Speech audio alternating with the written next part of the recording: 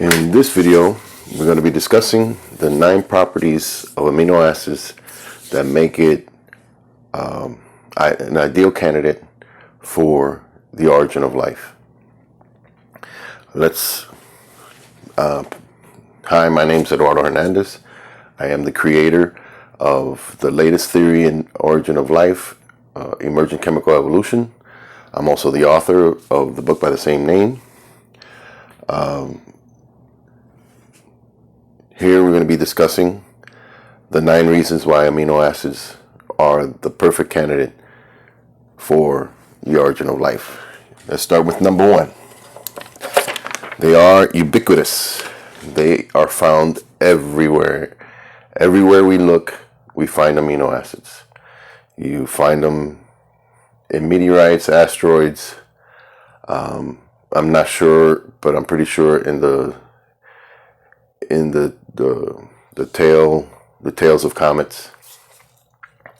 But anytime any experiments are conducted with electricity and elements of carbon, you get amino acids. You heat them up, you put electricity on them, you impact them, you get amino acids. That's why I show the meteorite there. Second, you have 70 varieties of amino acids.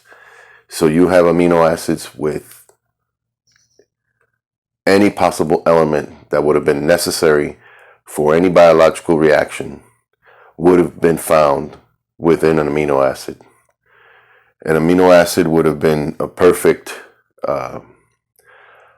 source for these elements that are necessary for life. They would have been readily available in a compound like amino acid that is modular, soluble, readily available to be taken up and used in any chemical reaction requiring any element. All right, let's continue. They keep their their chemical integrity. They will not react with side chains of themselves.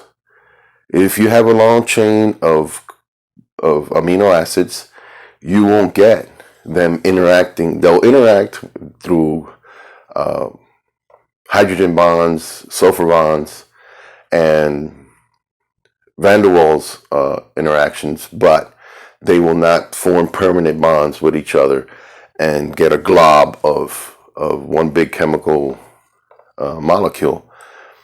Everything is reversible when it comes to a protein or to a polyamino acid chain. If you want to unravel the conformation of a polyamino acid chain, all you have to do is put it in the proper pH. Basically reverse the process of how it got to that point. So if it needs to take the conformation at 7, then all you need to do is 7 pH. Then all you need to do is put it further down to a more acidic pH, and it would unravel. With chemical compounds, you don't have that ability. You don't have the simplicity of this kind of interaction. If you put a chemical, non-organic molecules, if you put them through a chemical reaction, you can't just reverse the reaction and get the components you had before. You'll have to do a totally different reaction to get the original components back. So if you have an exotic chemical reaction to get a compound, you can't just reverse that exotic reaction to get your original components. You can't restart. So that you'll have to do a totally different chemical reaction, totally different chemical conditions to reverse that chemical reaction. Where meanwhile with amino acids, it's readily available to reverse what has already happened. You just change the pH, which is a very simple thing to do. And it was readily available in the gradients of the ocean back at that time. Number 4, it forms spontaneous sulfur bonds and hydrogen bonds. If for some reason the conformation you have with these particular sulfur bonds and you change the pH and those sulfur bonds break and the molecule takes a different conformation, to get back to the original conformation, all you have to do is put it to a pH where the chemical bonds are broken again, and then put it to the original pH, and it will spontaneously form the same sulfur bonds, returning that polyamino acid to its original shape. And you can do that any number of times, and it will continue to work, which is, again, something else that regular chemical compounds or inorganic chemical compounds would have been unable to do on their own.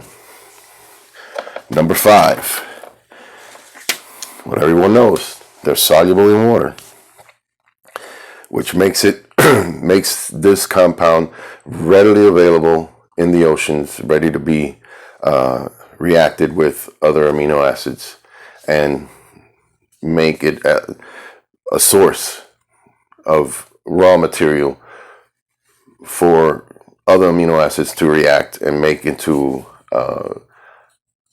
precursor molecules necessary for life. With other chemical compounds, inorganic chemical compounds, some of them just react to water and will be taken away from any beneficial chemical reaction to occur. Some inorganic molecules would have not maintained their integrity in water or in the conditions available back then. I had someone comment on another video that one of the amino acids is totally insoluble in water. It's not true. What it is that particular amino acid is not as soluble as other compounds in proportion to its molar weight. It has a very small portion of grams that is soluble in water compared to its total molar weight and compared to other amino acids, but it's still 11 grams is soluble in water. 11 grams of any substance gives you millions upon millions of molecules in that water to react. Life works at the molecular level. It just needs one molecule to do its job. So the fact that it's soluble at all, even if it's not as soluble as the other amino acids, does not eliminate that amino acid from being present in water. Number 6, they spontaneously bond to each other. And the reverse, well, we'll get to that point. Spontaneously bond to each other. You don't need no special conditions. When you order amino acids, you're not going to get just individual amino acids in its pure form. Even in its pure form, it's going to come bonded to other amino acids. So you don't have to coax them very much to bond with each other, which is part of the problem that many origin of life researchers have with amino acids, is that they would spontaneously bond to each other and what they would call a chaotic, non-working conformation. But what they are expecting is to get a particular type of protein that they readily see as being necessary. But what is shown with amino acids in homologous, which are proteins of the same chemical reaction, enzymatic reaction, but they have different sequences. And when you analyze them, they have similar shapes, but they have different sequences. But they each equally conduct the same biological function in different organisms, but They have different sequences of amino acids. So that tells you that you don't need to have the exact same sequence of amino acids to create a particular type of enzymatic reaction. You can have multiple. And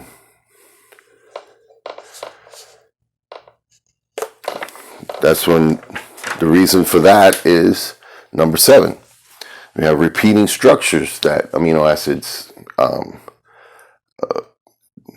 conform to when they bond. When you bond amino acids, regardless of their sequence, they will either take, depending on the sequence, but they will either take alpha helix or a plated sheet, where these are repeatable structures. And these repeatable structures would create repeatable reactive centers. And that's something else that you won't get from other chemical compounds.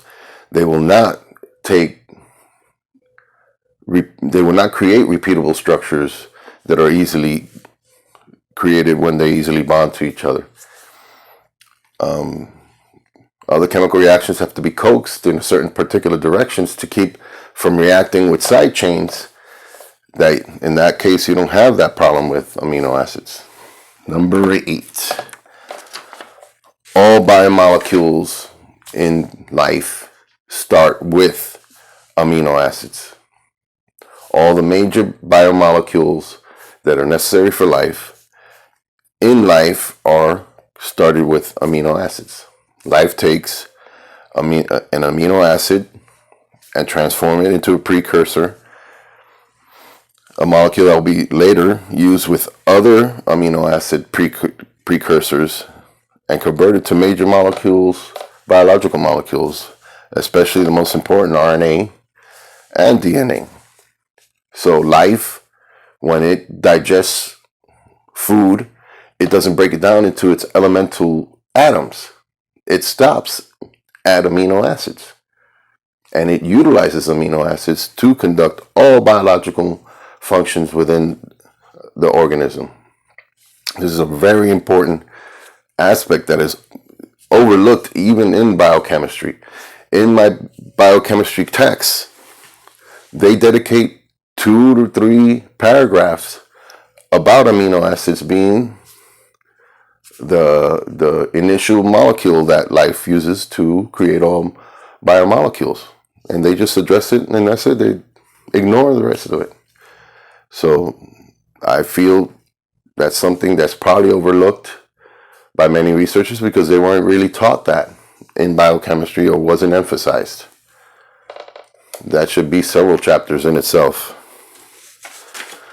And last, they are weakly bonded. You don't want, like the sword and the stone, only one will be king and only one will react with each other and will stay permanently connected. Polypeptides, part of its benefit is that it's weakly bonded. That allows it to be easily separated and reutilized by life to do other chemical reactions. That is a benefit. You don't want, if a biomolecule is constructed and the bonds are so strong that it can't be broken again, life can't recycle it. Life can't consume other organisms to get its needs.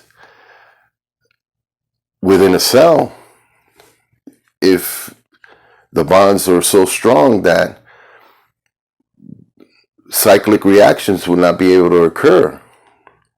So it would be impossible for life to sustain itself within a cell alone if the bonds were so strong that you could not create cyclic chemical reactions that are replenished and maintain homeostasis. Homeostasis would be unable to be maintained without the chemical compounds necessary for it to be weakly bonded. So these are the 9 reasons that I feel amino acids was the most important and only chemical compound necessary for the origin of life. They provide I think they provide every element necessary for life. They bring it readily available in their structures because they have 70 different varieties, 20 of which are the ones that we use the most. But for the origin of life, all chemical compounds, elemental atoms would have been available within the variety of amino acids. So that is the reason why I stay with and continue to encourage that amino acids was the source of the chemical compounds necessary for the chaos engine and for the origin of life. Thank you very much.